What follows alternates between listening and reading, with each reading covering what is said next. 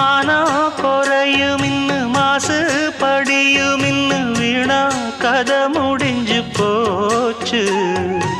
ஈசான மூலையில லேசான பள்ளி சத்தம் மாமன் பேர சொல்லி பேசுது.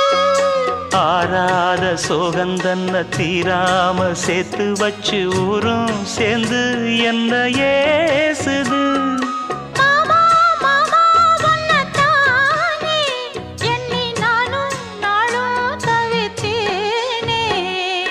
கூண்டுக்குள்ள என்ன வச்சு கூடி நின்ன ஊற விட்டு கூண்டுக்குள்ள போனதென்ன கோலக்கிளியே.